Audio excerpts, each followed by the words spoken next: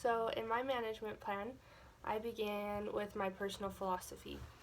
And I wanted to read my statement, and it says, I believe my role as a teacher is to help students to be successful in an academic, social, and emotional setting, to feel safe and to know they are loved.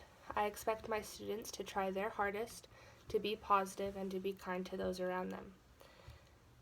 This is important to me because I want them to know that they can do hard things, that even when they think they might not be able to be successful when learning a certain concept, or whether they're having difficulties at home or with friends at school, I want them to know that they are safe and that I am there to help them succeed.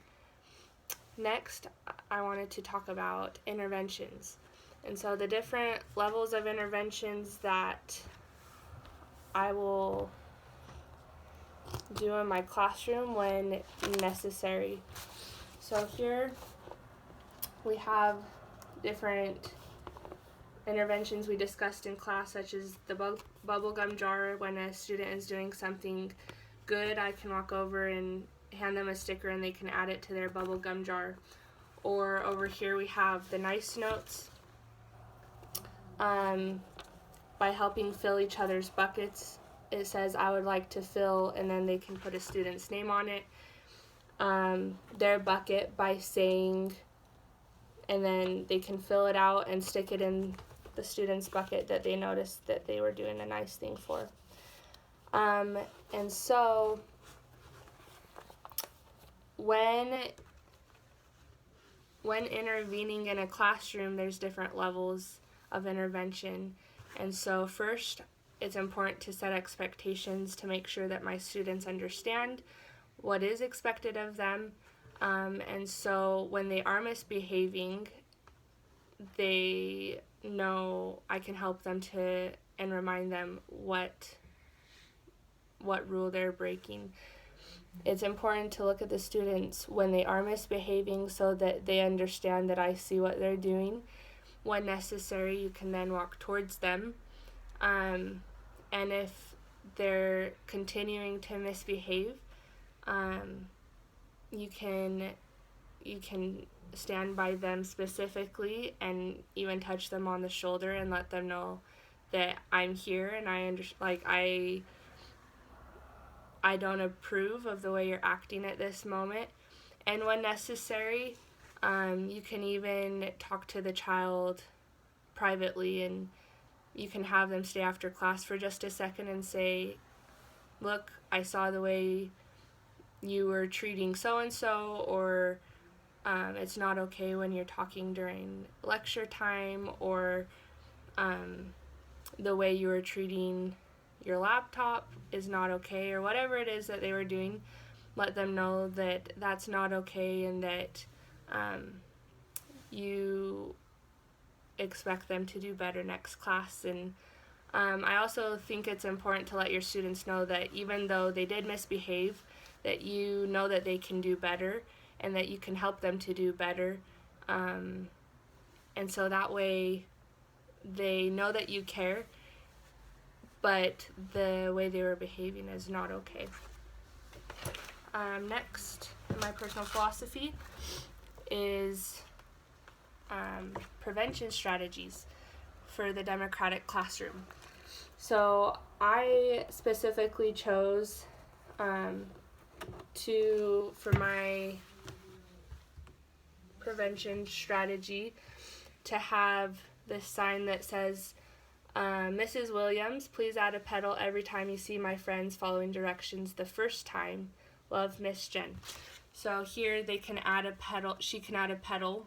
She is in Miss Williams, whoever my partner teacher is, to the flower, and when they reach 10, they can have a class reward. And the class reward can be anything that you guys decide together that will help motivate the students to want to follow directions. And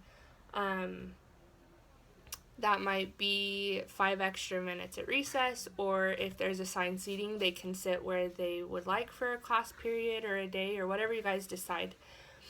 And to me, having a democratic classroom is extremely important because it's important for the students to be able to make decisions for themselves. And there's different ways that you can help them make these choices while still moving in the direction that you want them to. And next, I wanted to talk about the classroom arrangement. So here we have the whiteboard up at top, and I chose this class seating because it makes it easy to have students pair off when having group work or class discussions. I also wanted to make sure that all the students were able to see the whiteboard, and the other thing I wanted to point out is that I have down here a large reading area because I want literature to be a big part of my curriculum. We also have, as discussed in class, a horseshoe desk. So when we're running centers or when I have volunteers in the classroom, we can have small groups at the horseshoe desk. Let's see what else.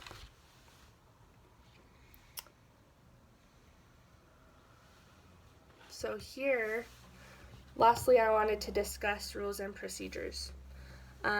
So I have created 12 different procedures to teach my class, and some of them that we've discussed, such as the morning meeting, and that's just where they bring their chair and their poem to the circle, and it's a good way to get class started. They know what to expect each morning when they come into class. When they recite their class mantra, it's unifying them, and then they can recite the pledge. I love about morning meetings is the feeling that the students recite the pledge, and then you can discuss certain parts of the pledge or the poem so that they can understand what it is they're learning. And then you go over announcements and current news events, and then I think the most beneficial part to morning meeting is when the students have time to share stories from their week. And so I think that helps build trust between the students and teachers. And then when they recite their class cheer, it kind of pumps everyone up to be able to start the rest of their day. And so classroom procedures are important to me because the students understand what's expected of them, that there's certain ways to line up at the door or when using the restroom, or one of my favorite procedures is the hand signal. So you're not getting 100 questions a day about sharpening a pencil or grabbing a tissue.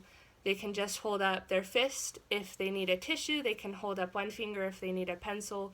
They can hold up 2 fingers if they need to use the restroom, and 3 fingers if they need a drink. So that way you understand what their question is. If it's irrelevant to what you're teaching at the moment, you can ask them to hold their question, and then that way you're not getting interrupted during your lecture unless it's an emergency. And so, yeah, and you can basically create a procedure for anything you want your students to learn or follow, and that helps the classroom run easier and smoother. And it's important to implement your procedures as soon as possible, and this helps with your classroom management, again, just to establish those expectations. And so I'll attach pictures so that you can see in detail what I've created for my management plan. But I hope you like it, and thank you for everything you did, Sister Shumway. I loved being in your class, and I hope to see you soon. Bye.